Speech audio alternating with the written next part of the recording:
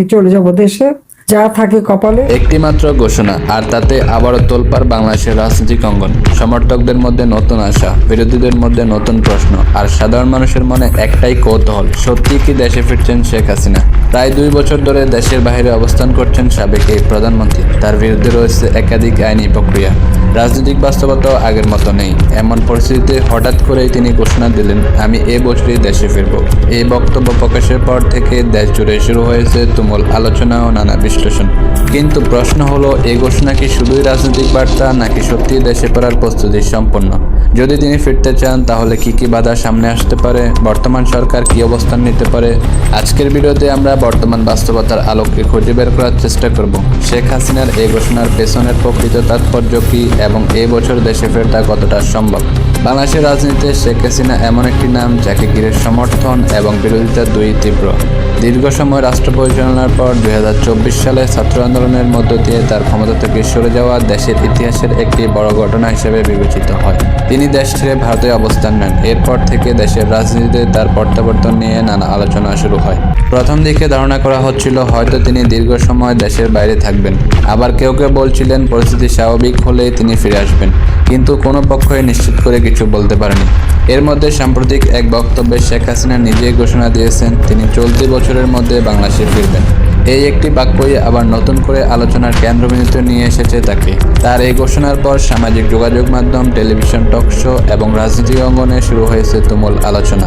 কেউ বলছেন এটি আত্মবিশ্বাসের প্রকাশ, আবার কেউ বলছেন এটি মূলত রাজনৈতিকভাবে দলীয় কর্মীদের উজ্জীবিত রাখার একটি কৌশল। কিন্তু বাস্তবতা কি, সেটি বুঝতে হলে প্রথমে দেখতে হবে বর্তমানে শেখ হাসিনার অবস্থান কি এবং তার সামনে কি ধরনের বাস্তব চ্যালেঞ্জ রয়েছে। বর্তমানে শেখ হাসিনার বিরুদ্ধে ফাঁসির আদেশ রয়েছে এবং আদালতে একাধিক মামলা বিচারাধীন রয়েছে। এসব মামলার আইনি প্রক্রিয়া এখনও শেষ হয়নি। ফলে দেশে ফিরলে তাকে আইনগত প্রক্রিয়ার মুখোমুখি হতে হবে। এটি এমন একটি বিষয় যেটি রাজনৈতিক বিশ্লেষকরা সবচেয়ে বড় চ্যালেঞ্জ হিসেবে দেখছেন। অন্যদিকে বর্তমান সরকারও একাধিকবার জানিয়েছে আইনের ঊর্ধ্বে কেউ নন। যেই দেশে ফিরবে তাকে দেশের প্রচলিত আইন অনুযায়ী প্রক্রিয়ার মধ্যে দিয়ে যেতে হবে। ফলে শেখ হাসিনার দেশে ফেরা শুধুমাত্র একটি রাজনৈতিক সিদ্ধান্ত নয়, এটি একটি আইনি বিষয়। তবে এখানেই শেষ নয়। দেশে ফেরার প্রশ্নের নিরাপত্তা একটি বড় ইস্যু হয়ে উঠতে পারে, কারণ রাজনৈতিক পরিবেশ এখনও পুরোপুরি স্থিতিশীল বলা যাচ্ছে না। বিভিন্ন রাজনৈতিক দল নিজেদের অবস্থান শক্ত করার চেষ্টা করছে।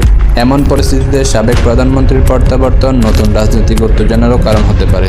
আবার আন্তর্জাতিক সম্পর্কের বিষয়টিও গুরুত্বপূর্ণ। শেখ হাসিনার বর্তমান ভারতে অবস্থান করছেন, তাই তার সম্ভাব্য প্রত্যাবর্তনের ক্ষেত্রে বাংলাদেশ ও ভারতের কূটনৈতিক যোগাযোগও আলোচনার বিষয় হয়ে উঠতে পারে। এখন প্রশ্ন হচ্ছে, শেখ হাসিনা কেন এই সময় দেশে ফেরার ঘোষণা দিলেন? রাজনৈতিক বিশ্লেষকদের একটি অংশ মনে করেন এটি শুধু দেশে ফেরার ঘোষণা নয়, বরং এটি তার সমর্থকদের উদ্দেশ্যে একটি স্পষ্ট বার্তা।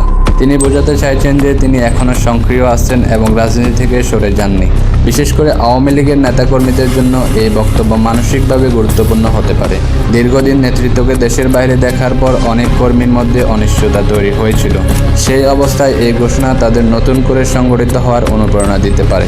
তবে অন্যদিকে সমালোচকরা বলছে শুধু ঘোষণা দিলে দেশে ফেরা সম্ভব নয়। বাস্তব পরিস্থিতি, আইনি প্রক্রিয়া এবং রাজনৈতিক পরিবেশই শেষ পর্যন্ত নির্ধারণ করবে শেখ হাসিনা কবে বা আদৌ ফিরবেন কিনা দেশে। এখন সবচেয়ে বড় প্রশ্ন হচ্ছে, শেখ হাসিনার এই ঘোষণা কি সত্যিই বাস্তবে রূপ নেবে, নাকি এটি শুধুই একটি রাজনৈতিক বার্তা?